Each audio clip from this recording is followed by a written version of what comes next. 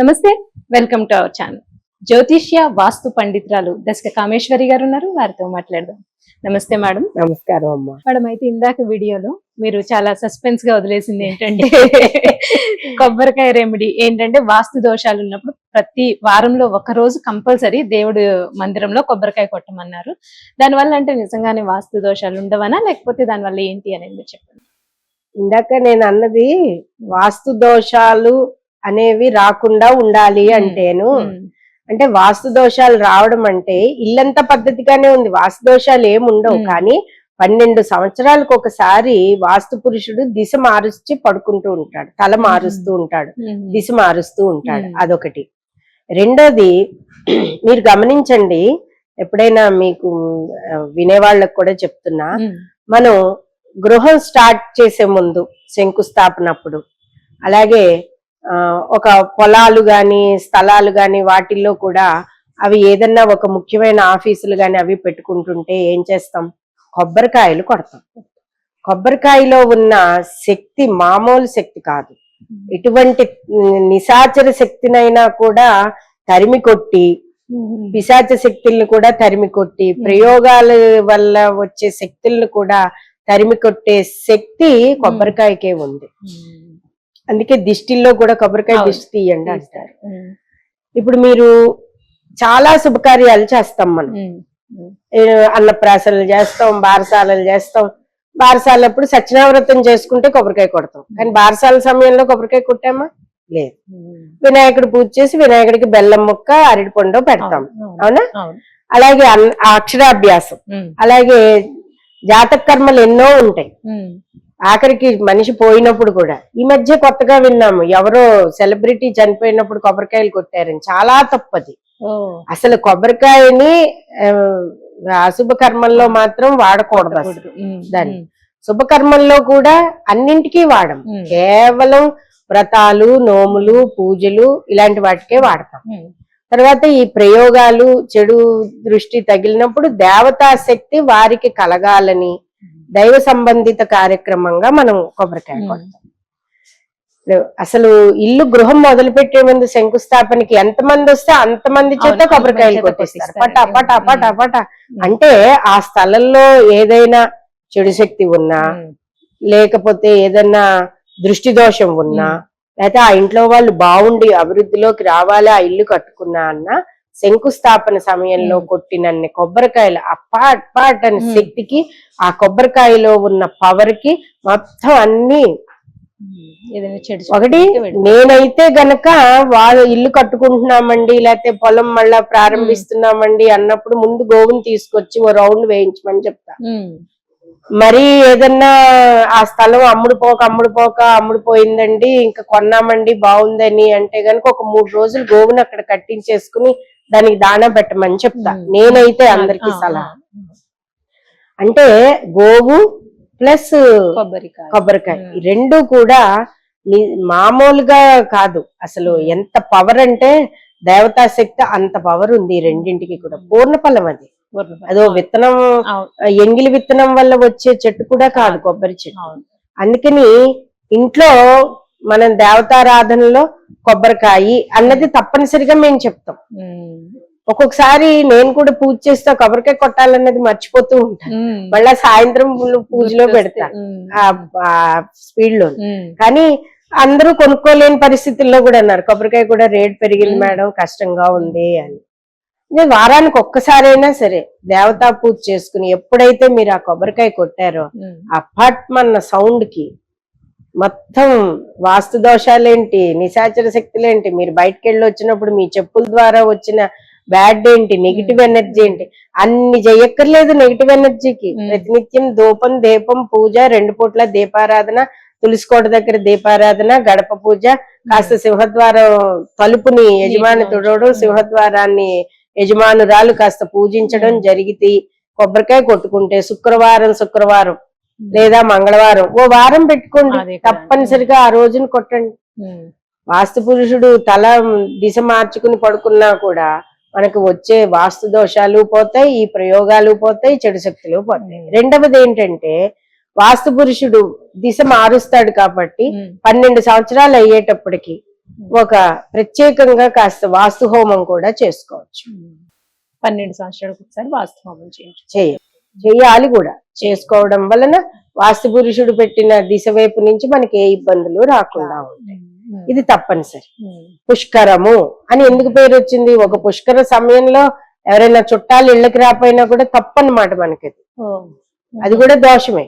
అందుకని ఎప్పుడు రాకపోకలు ఉండేలాగా మనం కాస్త పూజ చేసుకుని, నోములు చేసుకుని, వ్రతాలు చేసుకుని, అలాగే హోమాలు చేసుకుని. మూడవది ఏంటంటే ప్రతి సంవత్సరానికి ఒకసారి యజమాని నక్షత్రం గాని లేదా మీ ఇంట్లో ఎవరిదైనా పుట్టినరోజు, పెళ్లి రోజులు అవి అయితే గనక లక్ష్మీ గణపతి హోమాలు, పుట్టినరోజులు అయితే మృత్యుంజయ హోమాలు. మృత్యుంజయ హోమం ఆయుష్ హోమం ఒకటేనా అంటే మంత్రం వేరుగానే ఆల్మోస్ట్ ఆల్ దగ్గరే, ఆయుష్ పెరుగుతుంది. కానీ మృత్యుంజయ హోమం వల్ల ఏంటంటే మీకు హెల్త్, వెల్త్, ప్రాస్పెరిటీ మూడు ఉంటాయి. ఆయుష్ హోమం ఓన్లీ ఆయుష్ ఆరోగ్యమే. కానీ మృత్యుంజయ హోమం వల్ల ఏంటంటే ఈశ్వరుడు ఇవ్వాలి, ఇల్లు నిండాలి. కాబట్టి ఆ మూడు వస్తాయి మనకి.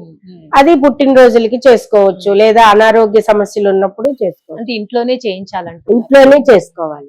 లక్ష్మీ గణపతి హోమం ఎప్పుడు కూడా గణపతి పిల్లల్ని వృద్ధి చేస్తాడు, స్థిర వృద్ధిని ఇస్తాడు, మనకున్న విఘ్నాలన్నీ తొలగిస్తాడు. లక్ష్మీదేవి ఇంకా అన్ని ఆవిడే, సర్వస్వం ఎడు చూసినా ఆవిడే. అష్టలక్ష్ములు కొలువై ఉంటారు. ఇలా చేసుకోవడం వల్ల మీ ఇంట్లో ఉన్న వాస్తు దోషాలు ఎప్పటికీ మీకు అంటవు, ఏ వాస్తు దోషాలు ఉండవు. ఉన్నాయనుకున్న ఫీలింగ్ కూడా మీకు రాదు. ఎందుకు హోమం చేస్తాంగా ఏమైనా ఉంటే వెళ్ళిపోతాయనే మానసిక ధైర్యంలోకి, ఆ పాజిటివ్ లోకి ప్రతి వ్యక్తి రావాలి. ఈ ఎన్ని పడగొడతారు, ఎన్ని కూలుస్తారు, ఎన్ని తలుపులు మారుస్తారు, ఏ మార్చినా బతుకు బాగుందా? పోనీ లేదు. ఎన్నిళ్ళు మారినా బతుకు బాగుందా? లేదు. కారణం ఏంటి? దశ. నీది సమాంతర జీవితమా, ఎవరెస్ట్ జీవితమా, అసలు మిడిల్ గా ఉంటావా అన్నది కూడా పండితుల ద్వారా తెలుసుకుని నేనైతే చెప్తాను, ఆయన నువ్వు సమాంతర జీవితం అని చెప్పి నువ్వు అన్నింటికి ఆరాటపడిపోయి కంగారు పడిపోకు, నిర్మలంగా ఉండి అవే వస్తాయి, అవే చూసుకుంటాడు, భగవంతుడే చూసుకుంటాడు అని చేత.